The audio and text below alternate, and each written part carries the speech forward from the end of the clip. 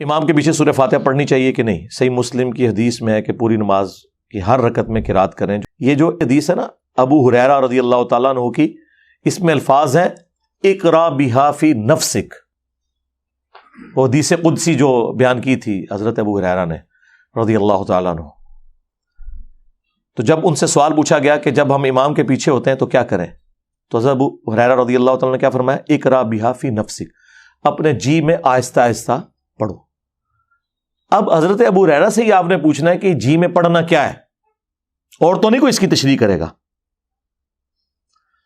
تو جز القراء امام بخاری کی کتاب میں حضرت ابو ہریرہ کا قول ہے کہ امام کے 2 سکتے ہوتے ہیں، ایک فاتحہ سے پہلے اور ایک رکوع سے پہلے. تم ان سکتوں کو سورۃ الفاتحہ پڑھنے کے لیے غنیمت سمجھو.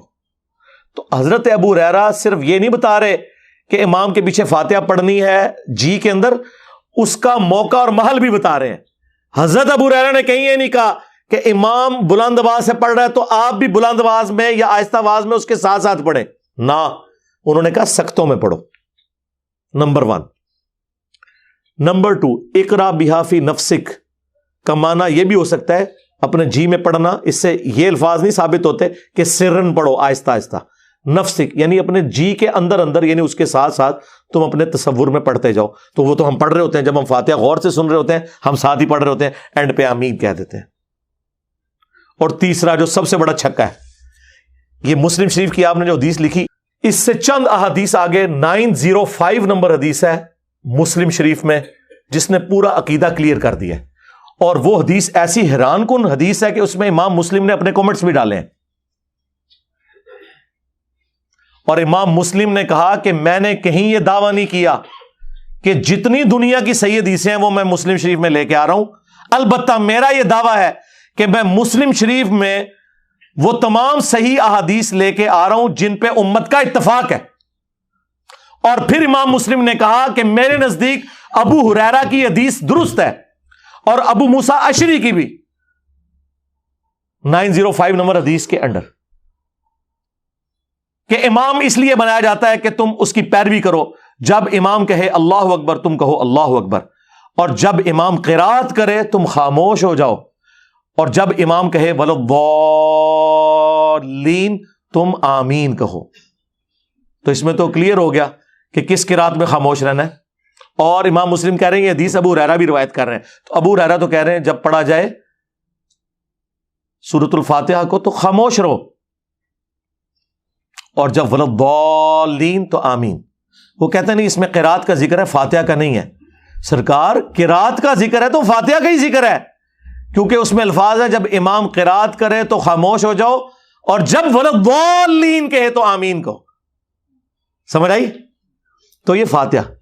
اور نہ سمجھ آئے تو بخاری مسلم میں ایک اور حدیث ہے، عبداللہ ابن عمر کہتے ہیں کہ نبی صلی اللہ علیہ وآلہ وسلم، حضرت ابو بکر اور حضرت عمر اپنی قرات کا آغاز الحمدللہ رب العالمین سے کرتے تھے.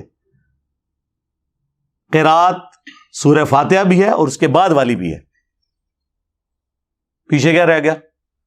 تو حضرت ابو ہریرہ رضی اللہ تعالیٰ عنہ کا بھی یہی عقیدہ ہے جو ہم بیان کر رہے ہیں.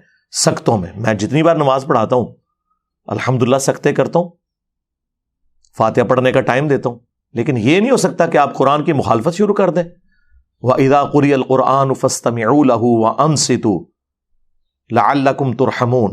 جب قرآن پڑھا جائے خاموش ہو جاؤ اور توجہ سے سنو تاکہ تم پر رحم کیا جائے.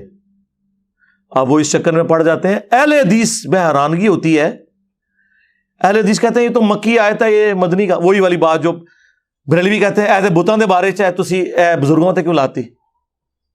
اللہ کے بندو اللہ سے ڈر جاؤ. امام نسائی نے چیپٹر کی ہیڈنگ میں یہ آیت لی ہے اور اس کا فارم بیان کیا ہے کہ یہ جنرل آیت ہے جب بھی قرآن پڑھا جائے گا. اور اس سے بڑھ کر جز القراء میں امام بخاری نے جو اپنے کومنٹس کیے ہیں 36 نمبر حدیث کے کانٹیکسٹ میں، اس میں ضعیف کا حکم لکھا ہوا ہے. وہ ضعیف ان اقوال کو کہہ رہے ہیں، لیکن جو خود لکھ رہے ہیں وہ تو ضعیف نہیں ہے نا. یعنی میں کسی کی بات کوٹ کروں تو اس پہ تو حکم لگ سکتا ہے، لیکن جو میں خود بیان کر رہا ہوں وہ تو میں اسے صحیح سمجھ رہا ہوں نا. تو امام بخاری خود لکھ رہے ہیں جز القراء میں. امام بخاری فرماتے ہیں کہ اللہ نے قرآن میں واضح فرمایا وَإِذَا قُرِئَ الْقُرْآنُ فَاسْتَمِعُوا لَهُ، جب قرآن پڑھا جائے تو خاموش ہو جاؤ اور اسے سنا کرو تاکہ تم پر رحم کیا جائے۔ اور حدیث کہہ رہی ہے بخاری مسلم کی لا صلاۃ لمن لم یقرأ بفاتحۃ الکتاب، کہ جو سورہ فاتحہ نہیں پڑھتا اس کی نماز درست نہیں ہے۔ تو امام بخاری اس پہ خود کامنٹس کر رہے ہیں کہ ہم نے آیت پہ بھی عمل کرنا ہے اور حدیث پہ بھی کرنا ہے۔ امام بخاری کو تو نہیں پتا تھا کہ یہ آیت جو ہے وہ مکی ہے اور نماز مدینے میں آئی ہے، حالانکہ اللہ کے بندوں نماز تو مکے میں بھی تھی، 5 نمازوں کا شیڈیول مدینے میں ہے، نماز تو نبی الاسلام پہلے دن سے پڑھ رہے ہیں اور صحابہ اکرام پڑھ رہے ہیں۔ بخاری مسلم دونوں میں حدیث نہیں ہے، ابن مسعود کہتے ہیں میں نے 70 سے زیادہ صورتیں حضور کے پیچھے قیام اللیل میں سن کے زبانی یاد کی ہیں۔ اگر میں جانتا کہ مجھ سے زیادہ قرآن کسی کو آتا ہے تو میں اپنے اونٹ چلاتا، ان کے جگر جلا دیتا، اس شخص تک پہنچتا جو مجھ سے زیادہ قرآن جانتا ہے۔ تو نبی الاسلام تہجد میں قیام اللیل میں قرات کرتے تھے، صحابہ کرام اسے یاد کرتے تھے، اور 2/3 قرآن تو ہے ہی مکی ہے، 1/3 مدنی قرآن ہے۔ صحابہ کرام نے مکے میں قرآن کیسے یاد کیا تھا؟ نبی الاسلام کے پیچھے وہ پڑھتے تھے۔ سورۃ المزمل میں آیا نبی الاسلام رات میں بعض اوقات 2/3 رات، بعض اوقات آدھی رات، بعض اوقات 1/3 رات قیام کرتے تھے، صحابہ کرام پیچھے سن سن کے اسے یاد کرتے تھے۔ تو بالکل کلیئر ہے۔ وہ کہتے ہیں نہیں جی وہ ابو داؤد میں اور جامعہ ترمذی میں حدیث ہے کہ فجر کی نماز میں پڑھ رہے تھے تو نبی الاسلام نے فرمایا کہ فاتحہ کے علاوہ کچھ نہ پڑھا کرو، مجھے لگا میری قرات سے کچھ چھین رہا ہے۔ اس سے آپ نے یہ رزلٹ کیسے نکال دیا کہ نبی الاسلام نے یہ کہا ہے کہ فاتحہ میں مجھ سے چھین لیا کرو؟ فاتحہ کی آپ نے ترغیب دلائی، یہ آپ نے کبھی بھی نہیں کہا کہ میرے ساتھ ساتھ پڑھو۔ نبی الاسلام ہر آیت کے بعد ایک وقفہ کرتے تھے، نبی الاسلام رکوع سے پہلے سکتہ کرتے تھے۔ تو حضرت ابو ہریرہ کی وہ بات یاد رکھیں، ان سکتوں کو غنیمت جاننا ہے۔ اور بلکہ جز القراء میں امام بخاری نے نقل کیا ہے کہ ہمارے سلف تابعین کے حوالے سے کہ وہ سکتے کیا کرتے تھے اور امام انشور کرتا تھا کہ پیچھے والے ان سکتوں میں قرآن سورہ فاتحہ پڑھ لیں۔ قرآن کے ساتھ قرآن والا معاملہ کوئی نہیں ہے جی، اور سن لینا کافی ہے۔ اور یہ جتنی باتیں میں کر رہا ہوں یہ افضلیت ہے۔ اگر کوئی امام سکتے نہ کرے، امام کی قرات سورہ فاتحہ کی جہری نمازوں میں مقتدی کے لیے کافی ہے، دیٹس آل۔ سرن نمازوں میں یقیناً آپ نے پڑھنا ہے۔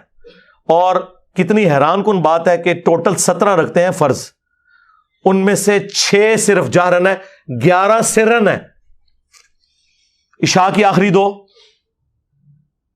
سرن، زور کی 4 کی 4 سرن، عصر کی 4 کی 4 سرن، اور مغرب کی آخری 1 سرن۔ زیادہ نماز تو ہے ہی سرن ہے، اس میں آپ نے دکانوں کا حساب نہیں کرنا، بلکہ امام کے پیچھے فاتحہ بھی پڑھنی ہے۔ بلکہ سنن ابن ماجہ میں حدیث ہے، جابر بن عبداللہ رضی اللہ تعالیٰ عنہ کہتے ہیں کہ ہم نبی صلی اللہ علیہ وآلہ وسلم کے پیچھے سورہ فاتحہ اور قرآن بھی پڑھتے تھے۔ یہ نہیں کہ فاتحہ پڑھ کے خاموش ہو جانا ہے، بعض لوگ فاتحہ پڑھ کے خاموش ہو جاتے ہیں زور اثر میں، نہ، جتنا قرآن یاد ہے پڑھتے جائیں۔ ہاں، کیوں؟ بخاری مسلم میں حدیث ہے کہ نبی علیہ السلام کی زور اثر کی جو پہلی 2 رکھتے ہیں ان کا قیام 30 آیات کے برابر ہوتا تھا۔ سورہ فاتحہ کے بعد 30 آیات، تو صحابہ کرام وہ 30 آیات میں خاموش رہتے تھے، نہیں پڑھتے تھے قرآن۔ اور آخری 2 کا قیام 15 آیات کے برابر ہوتا تھا۔ مراد آخری 2 میں بھی سورت پڑھ سکتے ہیں، لیکن بخاری مسلم میں یہ ہے کہ نبی علیہ السلام بسا اوقات فرض کی آخری 2 رکعتوں میں سورہ فاتحہ پہ ہی اکتفا کرتے تھے، سورت نہیں ملاتے تھے۔ بخاری مسلم کے الفاظ ہیں، نبی علیہ السلام بعض اوقات جو قرآن پڑھتے تھے 1-2 آیتیں اونچی بھی پڑھ دیتے تھے زور اثر میں، تاکہ ہمیں پتہ چل جائے کہ آپ کون سی سورت کی تلاوت کر رہے ہیں۔ ایک ایک چیز موجود ہے۔ مجھے بتائیں، یہ کہتے ہیں ہمارے بزرگوں نے اگر دین نہ جمع کیا ہوتا تو دین برباد ہو جاتا۔ برباد ہی تھوڑے بزرگوں نے کیتا ہے۔ اللہ دے بندے ہو، صرف بخاری مسلم اتنی ٹینس ڈیٹیل موجود نے، میرے سے پہلے کسی بزرگ کو توفیق نہیں ہوئی ہے کہ وہ بیان کرے کہ نبی علیہ السلام کا قیام کس طرح کا ہوتا تھا، کتنی آیات اس میں پڑھتے تھے، لینتھ کتنی ہوتی تھی، ایک ایک چیز۔ یہ کسی بزرگ بابے کی کتاب سے نہیں ہے، حدیث کی کتابوں میں۔ ہاں، باقی جو جہرن ہے اس میں آپ سنیں، آپ کا سننا پڑھنے کے ایکویلنٹ ہے۔ اور اگر آپ لیٹ شامل ہوئے اور آپ نے فاتحہ نہیں سنی تو اللہ تعالیٰ نے اس معاملے میں آپ کو ریلیکس کیا ہے. وہ امام کا پڑھنا آپ کے لیے کافی تھا. ایون آپ اگر رکوع میں بھی مل گئے ہیں تو رکعت شمار ہوگی. امت کی اکثریت اس کے اوپر متفق ہے.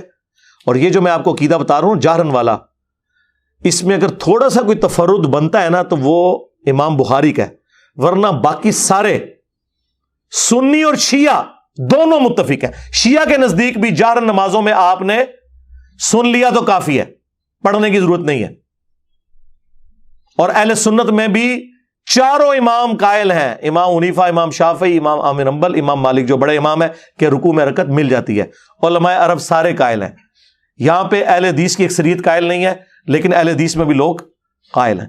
رہ گیا جہری نمازوں میں سن لینا کافی ہے.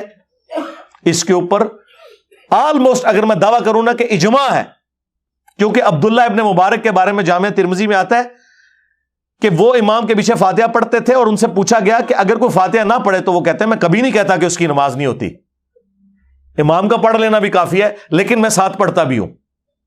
یہ تو کبھی مسئلہ نہیں آیا تھا کہ جہرن میں بھی آپ نے دب کے رکھنا ہے. ہاں اس ایکسٹریم پہ تھا امام حنیفہ کے نزدیک، نہ سرن میں پڑھنا نہ جہرن میں، لیکن یہ غلو پہ مبنی ہے. امام مالک کا موقف پرفیکٹ ہے الحمدللہ، اور وہ یہی ہے کہ جہرن میں سننا کافی ہے اور سرن میں آپ نے پڑھنا بھی ہے. اور یہی موقف امام ابن تیمیہ کا ہے، یہی موقف شیخ البانی کا ہے، محدث اعظم سعودیہ. یہی موقف ہمارے استاد مولانا اسحاق صاحب رحمہ اللہ کا ہے. یہی موقف ہمارے استاد ڈاکٹر اسرار صاحب رحمہ اللہ تعالیٰ کا ہے. اور یہی موقف الحمدللہ قرآن و سنت سے دلیل کے ساتھ ثابت ہوتا ہے. اسی لیے آج سے آلموسٹ کوئی 5 سال پہلے میں نے ایک ویڈیو ریکارڈ کروائی تھی، نیو فاتحہ خلف الامام. اس میں میں نے اپنے پرانے اس معاملے میں رجوع کیا تھا، جس میں میں کہتا تھا کہ جہرن میں بھی آپ ساتھ ساتھ پڑھیں اور سکتے نہ دینے کا وبال امام پر ہوگا. لیکن آپ کو حیرانگی ہوگی، اس وقت بھی میں یہ کہتا تھا، 8 سے 11 سال پہلے بھی، مسئلہ 84 فاتحہ خلف الامام کا نکال لیں. اس میں بھی میں نے کہا تھا کہ جو لوگ نہیں پڑھتے فاتحہ، میں یہ نہیں کہتا ان کی نماز نہیں ہوتی ہے، ان کا موقف بھی جو جہرن میں خاموشی سے سنتے ہیں وہ مضبوط ہے، لیکن میں اسے بہتر سمجھتا ہوں. تو اللہ کا شکر ہے میں نے اس وقت بھی کبھی کیٹاگوریکل ڈینائی نہیں کیا تھا، لیکن آج اللہ وجہ بصیرت یہ موقف میں صحیح سمجھتا ہوں کہ جہرن میں سن لینا کافی ہے. سرن میں آپ، جس میں یعنی آہستہ آواز میں امام پڑھتا ہے، آپ ساتھ ساتھ پیچھے پڑھیں گے. ظاہر ہے آپ کو تو امام کی آواز نہیں آ رہی. اب مجھے بتائیں حنفیوں کا کیا بنے گا، تیرا کیا بنے گا کالیا؟ تو نے تو کہانی کرائی تھی وَإِذَا قُرِئَ الْقُرْآنُ فَاسْتَمِعُوا لَهُ، کہ جب قرآن پڑھا جائے تو اس کو غور سے سنو اور خاموش ہو جاؤ. تو بتا 17 میں سے 11 رکعتوں میں تو اونچی آواز سے قرآن ہی نہیں پڑھا جاتا، تو پھر کیوں خاموش کھڑا ہو کے دکانوں کا حساب کرتا ہے؟ اے حنفی مسلمان، زور اثر میں تیرے پاس کیا بہانہ ہے؟ تیرے پاس کون سی قرآن کی آواز آ رہی ہے جو تو نے خاموشی سے سننی ہے اور توجہ کے ساتھ اس میں بولنا نہیں ہے؟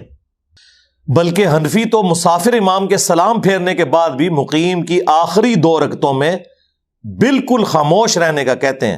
اندازہ کریں. تو وہ دوسری ایکسٹریم کے اوپر ہے. ہاں امام احمد بن حنبل، امام شافعی وہ کہتے ہیں سرن ہو جارن ہو پڑھنا ہے، لیکن وہ میں نے بتایا کہ وہ سکتوں کے ساتھ ہے. وہ ابو داؤد میں حدیث موجود ہے، نبی علیہ السلام کے 2 سکتے ہوتے تھے.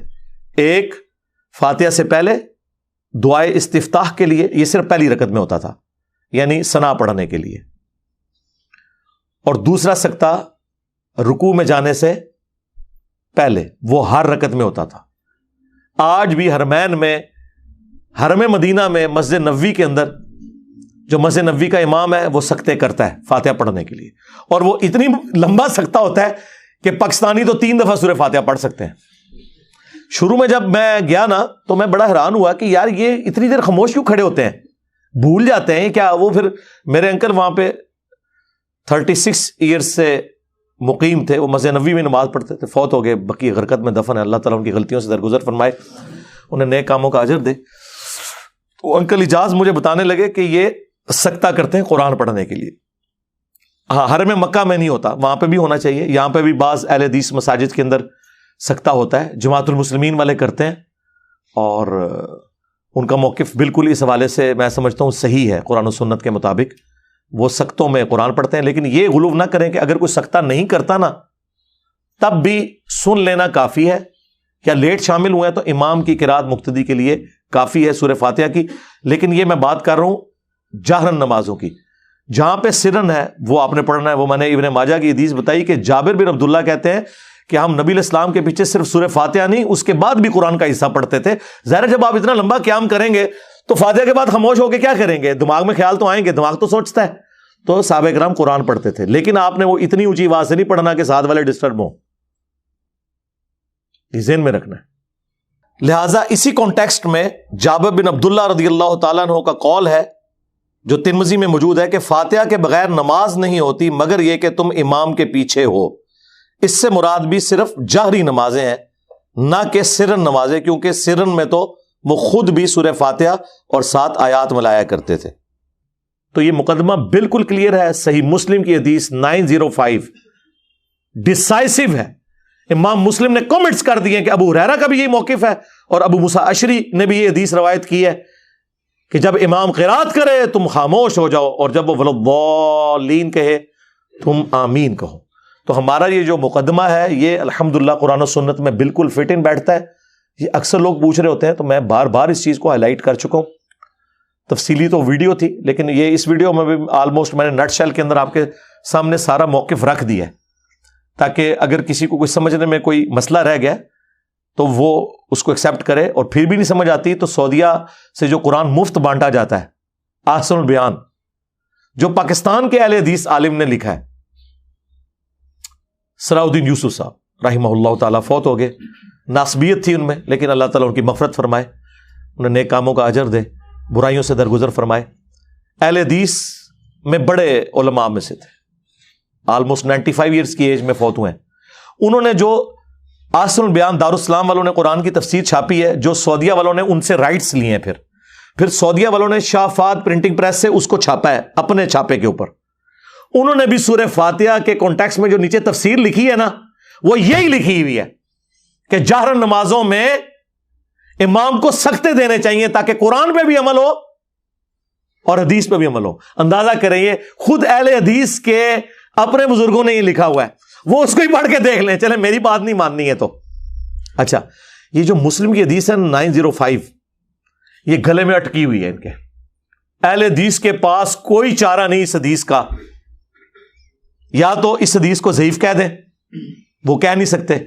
ویسے ایک بندے نے جرت کی ہے، ارشاد الحق عصری صاحب، جو ہمارے استاد مولانا اسحاق صاحب کے بارے میں فتویٰ دینے والوں میں پیش رہے ہیں. وہ بڑے اسٹرانٹ قسم کے وہابی ہیں. انہوں نے تو کہا کہ یہ جو مسلم میں آگے الفاظ ہے نا، یہ صحیح نہیں ہے.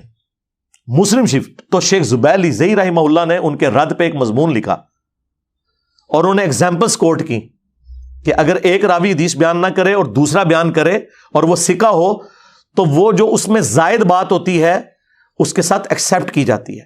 شاذ وہ قول ہوتا ہے جو اس کے خلاف ہو، یہ خلاف نہیں ہے، اس کی ایکسپلینیشن ہے. شیخ زبیر صاحب نے مسلم کی 905 انٹرنیشنل نمبرنگ جو کانٹینیوس ہے اس کا دفاع کیا. اس کا مطلب ہے کہ ارشاد الحق عصری صاحب کو یہ بات سمجھ آ گئی تھی کہ 905 نمبر حدیث مسلم کی ہمارے فرقے کے اس مسئلے کی موت ہے، کیونکہ اس میں الفاظ ہیں جب امام اللہ اکبر کہے تم اللہ اکبر کہو، جب امام قرات کرے تم خاموش ہو جاؤ، اور جب امام وَلَضَّالِّينَ کہے تم آمین کہو. تو واضح ان کو پتا چل گیا تھا کہ گل کدھر اور جا رہی ہے. تو واقعی انہوں نے صحیح ڈیسیژن کیا کہ اس حدیث سے جان چھڑاؤ. لیکن مسلم شریف سے کیسے جان چھڑائیں؟ شیخ زبیر صاحب نے کہا نہیں یار یہ کیا کر رہے ہیں. تو انہوں نے کہا کہ اگر اس کو صحیح مانو گے تو پھر مسئلہ خراب ہوگا. تو شیخ زبیر صاحب نے ایک تیسرا حل تلاش کر لیا. انہوں نے کہا یہ حدیث منسوخ ہے.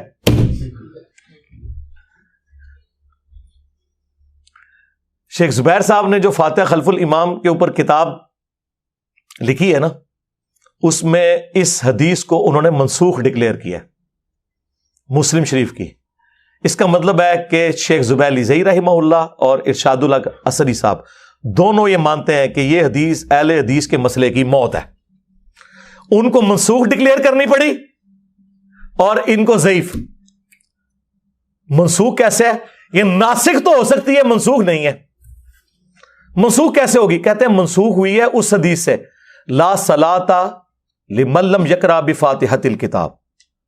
سرکار اس کو تو ہم بعد میں دیکھیں گے، قرآن کی آیت کو حدیث نے کیسے منسوخ کر دیا؟ یہ تو قرآن میں آیت ہے وَإِذَا قُرِئَ الْقُرْآنُ فَاسْتَمِعُوا لَهُ وَأَنصِتُوا۔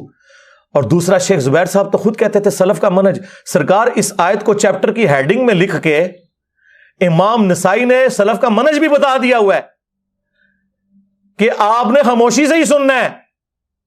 امام نسائی نے تو کمال کر دیا ہے، اس کو چیپٹر کی ہیڈنگ میں ڈالا ہے۔ امام نسائی اسی چیز کے قائل ہیں کہ جاری نمازوں میں آپ نے پیچھے نہیں پڑھنا۔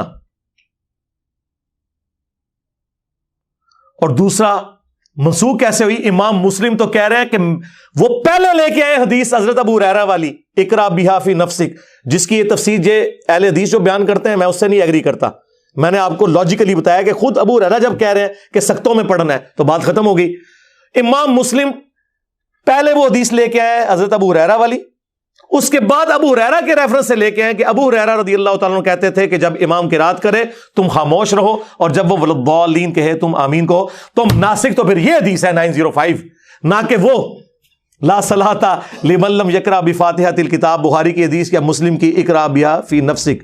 وہ بھی حدیث نہیں، حضرت ابو ہریرہ کا قول ہے، لیکن ہمارے لیے وہ حدیث کے درجے میں حدیث موقوف تو ہے۔ آپ کو یہ پورے کا پورا سینیریو کلیئر ہو گیا؟ لہٰذا وہ جو ترمذی کی حدیث یا ابو داؤد کی حدیث عبادہ ابن صامت والی جس میں وہ جہری نماز کا ذکر ہے، ویسے تو وہ حدیث شیخ البانی اس حدیث کو ضعیف کہتے ہیں، اور شیخ زبیر لزئی صاحب اسے کہتے ہیں حسن درجے سے نہیں گرتی۔ میرے نزدیک اگر اس کو حسن بھی مان لیا جائے تب بھی وہ مسئلہ آپ کا حل نہیں کرتی ہے، کیونکہ انہی احادیث کے اوپر تو امام نسائی نے باب باندھا ہوا ہے، اور امام نسائی نے اس سے وہ رزلٹ نکالا ہوا ہے جو ہم نکال رہے ہیں، جو امت کی اکثریت کا رزلٹ ہے۔ اور دوسرا یہ ہے کہ آپ نے سختوں میں پڑھنا ہے۔ عبادہ ابن صامت کا فجر میں یہ کہنا کہ پڑھنی ہے تو اس پہ محمول ہے کہ اس زمانے میں صحابہ کرام سکتے کرتے تھے، جو نبی علیہ السلام نے کیے، آیت کے بعد بھی سکتا اور رکوع سے پہلے بھی سکتا۔ سختوں کی حد تک یہ بات درست ہے۔ میں جتنی بار جماعت کراتا ہوں، میں آلموسٹ پچھلے کوئی 6-7 سال سے 5 نمازوں میں امامت کرتا ہوں الحمدللہ، اور میں سکتے کرتا ہوں، فاتحہ پڑھنے کا ٹائم دیتا ہوں تینوں نمازوں میں۔ ظہر اثر میں تو ویسے ہی ضرورت نہیں رہتی، وہ تو آپ خاموشی سے پڑھ رہے ہوتے ہیں۔ تو الحمدللہ سختوں والا معاملہ جو ہے اس کے ساتھ یہ چیز جڑی ہوئی ہے۔ یہ میں نے مسئلہ اس لیے کھول کے بیان کیا کہ لوگ بڑے پریشان ہوتے ہیں، اور وہ کہتے ہیں جی انجینئر صاحب پہلے یہ کہتے تھے، جو میں پہلے بھی کہتا تھا آپ ذرا وہ بھی سنیں۔ اس میں نے کہا تھا کہ جو جہرن میں سکتے نہیں کرتے اور صرف سن لیتے ہیں، ہم یہ نہیں کہتے ان کی نماز نہیں ہوتی، امام مالک کا یہ موقف ہے۔ لیکن بعد میں جب مجھے پتا چلا کہ اس میں تو صرف اہل حدیث کا تفرد ہے، اور وہ بھی چند اہل حدیث کا، باقی پوری امت دوسری طرف کھڑی ہوئی ہے، اور احادیث بھی دوسری طرف کھڑی نہیں ہے۔ نماز کا آپ کو سکون آئے گا، آپ کبھی اس کو اپلائی کر کے دیکھیں، جب امام قرات کر رہا ہے تو آپ اس قرات کے اندر توجہ کریں، سورہ فاتحہ ہو یا بعد والی، تو آپ کو نماز میں ٹیسٹ بھی۔ یہاں تو میں دیکھتا ہوں کہ وہ آتے ہیں، ان کو اس سے غرض نہیں کہ امام کیا کر رہا ہے، دڑ دڑ دڑ اپنی فاتحہ پڑھنی شروع کر دیتے ہیں، اور وہ فاتحہ مجھے بتائیں توجہ سے پڑھی جا رہی ہوتی ہے، جس میں آپ کو آواز بھی آ رہی ہو دوسری قرات کی، اور آپ اس چکر میں فاتحہ پڑھوں، نہ آپ اس کی قرات صحیح سن رہے ہو نہ اپنی صحیح کر رہے ہیں، تو کیا نکالا اس میں سے؟ خام خواہ ایک مستحب کام کو اس لیول پہ آپ لے گئے کہ اسے فرض بنا دیا، اور یہ کہا نماز ہی نہیں ہوتی، اور لوگوں کو مصیبت میں ڈال دیا۔ اور اللہ کا شکر ہے کہ میں اتنا ہارڈ لائنر ہونے کے باوجود اللہ کے فضل سے جب یہ چیز مجھ پہ کھلی تو میں نے الحمدللہ اس معاملے میں پوری سختی کے ساتھ اس موقف کو بیان کیا کہ یہ بہت آپ غلط کھیل کھیل رہے ہیں امت کے ساتھ، جو آپ کہہ رہے ہیں کہ جہر نمازوں میں پیچھے پڑھتے آؤ۔ تو لوگ تو سکون میں آ گئے، لوگ کہتے ہیں شکر الحمدللہ ہماری زندگی آسان ہو گئی ہے۔ اور مجھ سے پہلے بھی اور لوگوں نے باتیں کی ہیں، لیکن ظاہر انہوں نے تو اپنا خیال ظاہر کیا تھا نا۔ ہم نے تو لوگوں کو یہ کہا ہے کہ دلائل کے بغیر آپ نے کسی کی بات نہیں ماننی، سوائے اس شخص کے جس کی قبر مدینے میں ہے صلی اللہ علیہ وآلہ وسلم، ان کا کہہ دینا ہی کافی ہے، لیکن باقیوں سے آپ نے دلیل مانگنی۔ مجھ سے پہلے یہ بات مولانا مودودی کرتے تھے رحمہ اللہ، ڈاکٹر اسرار صاحب رحمہ اللہ، مولانا اسحاق صاحب رحمہ اللہ، اور ان سے بھی پہلے امام ابن تیمیہ رحمہ اللہ، شیخ البانی رحمہ اللہ دور حاضر میں بہت بڑے سلفیوں کے امام، ان سب کا یہ موقف ہے. لیکن دلائل کے ساتھ کوئی بندہ ذکر کرے نا، تو مخالفین کے بھی جب دلائل دے تو پھر انسان کو ذرا تسلی ہوتی ہے کہ یار یہ بات بالکل ٹھیک ہو رہی ہے. یہ اس طریقے سے ہی تھا کہ انہوں نے اس کو زیادہ غلوف کے اوپر جو ہے وہ لے گئے، اس کی وجہ سے لوگوں کے لیے بڑی مصیبت کھڑی کی ہوئی ہے، اور لوگ بڑی ٹینشن لیتے ہیں. اور جو رکوع میں آ کے ملتے ہیں یا فاتحہ کے بعد شامل ہوتے ہیں، وہ بیچارے پھر ایک رکعت بھی ملا رہے ہوتے ہیں. ہم انہیں کچھ نہیں کہتے، آپ ملانا چاہتے ہیں ضرور ملائیں، آپ کا رائٹ ہے. لیکن امت کی اکثریت اس کی قائل ہے. خود شیخ زبیر صاحب نے ابن مسعود رضی اللہ تعالیٰ عنہ کا اپنا عمل لکھا ہے کہ وہ بھی رکوع میں رکعت ملنے کے قائل تھے. وہ کہتے ہیں ہم مانتے ہیں، لیکن وہ کہتے ہیں کہ ہم وہ جو حدیث ہے ابو بکرہ والی جو بخاری میں آئی کہ ایک شخص نماز میں شامل ہوا، سیدھا رکوع میں چلا گیا، جس کی وجہ سے حنفی رزلٹ نکالتے ہیں کہ اس نے پھر کوئی اور رکعت نہیں ملائی تھی. اور امام بخاری نے اس حدیث سے کہا کہ آپ رزلٹ نہ نکالیں کہ رکوع میں رکعت مل جاتی ہے، کیونکہ امام بخاری ایک اور روایت لے کے آئے ابو سعید خدری سے غالباً رضی اللہ تعالیٰ عنہ کہ رکعت اس وقت شمار کرو جب تم قیام کی حالت میں امام کو پاؤ. لیکن اس میں بھی قیام کا ذکر ہے، اور یا رکوع میں جانے سے پہلے فاتحہ پڑھنے کی ترغیب امام بخاری نے کہا کہ اس حوالے سے ہونی چاہیے، تو تب رکعت شمار ہوگی. لیکن امام بخاری کے سامنے یہ حدیث ابو بکرہ والی جو خود بخاری میں لے چکے تھے کہ وہ صحابی نے تو قیام بھی نہیں کیا، ڈائریکٹ آ کے رکوع میں ملے، تو نبی علیہ السلام نے فرمایا کہ تمہارے جو نماز کا شوق یہ میں نے دیکھا ہے، آندہ جب تم آؤ تو تسلی سے آؤ. وہ پیچھے سے ہی رکوع میں چلے گئے تھے، پھر چلتے چلتے صفوں میں شامل ہوئے. حضور نے کہا تسلی سے آؤ، صف میں کھڑے ہو کے نماز میں جو رکعت ملے وہ لے لو، جو رہ جائے وہ پوری کر لو. تو جو لوگ رکوع میں رکعت ملنے کے قائل ہیں وہ اس کو دلیل کے طور پر پیش کرتے ہیں کہ دیکھیں ابو بکرہ رضی اللہ تعالیٰ عنہ کو رکوع میں ملنے پہ نبی علیہ السلام نے یہ نہیں فرمایا کہ تمہاری رکعت رہ گئی ہے. دوسرے لوگ کہتے ہیں اس میں عدم ذکر ہے، اس میں کوئی تفصیل ہے ہی نہیں ہے. ویسے میرے نزدیک یہ بات دونوں طرف جا سکتی ہے. ہو سکتا ہے انہوں نے ملا لی ہو اور زیادہ چانس ہے کہ نہیں ملائی ہو، کیونکہ اگر ملائی ہوتی تو اس کا ذکر موجود ہوتا. بہرحال ہم دونوں کو بینیفٹ آف ڈاؤٹ دیتے ہیں.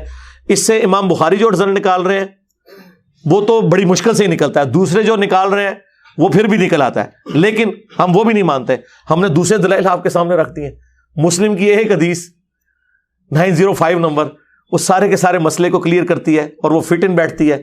اور جز القراء میں خود امام بخاری مان رہے ہیں کہ قرآن پہ بھی عمل کرنا ہے، وَإِذَا قُرِئَ الْقُرْآنُ فَاسْتَمِعُوا لَهُ، اور حدیث پہ بھی عمل کرنا ہے سختوں کے ذریعے. تو میرے خیال ہے سختوں والا معاملہ ایسا ہے. باقی اگر سختہ مختصر ہو یا مغرب کی آخری رکعت میں تھوڑی دیر کے لیے امام فاتحہ کا وقفہ کرے، کیونکہ حنفی تو آخری رکعت میں 3 دفعہ سبحان اللہ بھی پڑھ لیتے ہیں، حنفی بھی اور شیعہ بھی. ان کے نزدیک صرف پہلی 2 رکعتوں میں فاتحہ ضروری ہے، آخری 2 رکعتوں میں صرف 3 دفعہ سبحان اللہ یا تسبیحات پڑھنے سے بھی نماز ہو جائے گی. تو اس لیے وہ بعض اوقات مختصر کرتے ہیں. لوگ کہتے ہیں ہم تو فاتحہ کی بھی 2 آیتیں ہی پڑھی ہیں، امام رکوع میں چلا گیا. سرکار آپ رکوع میں چلے جائیں، جتنا پڑھا جاتا ہے وہ پڑھا جائے. ایک دفعہ بھی آپ کی فاتحہ ہو گئی ہے تو وہ ایکویلنٹ ہے. یہ بھی سلف میں موقف رہا ہے، پوری نماز میں ایک دفعہ بھی سورہ فاتحہ. ہاں، جز القراء میں امام بخاری نے سلف کے حوالے سے یہ چیزیں نقل کی ہوئی ہیں. صلو علی محمد و آل محمد، اللہم صلی علی محمد و علی آل محمد.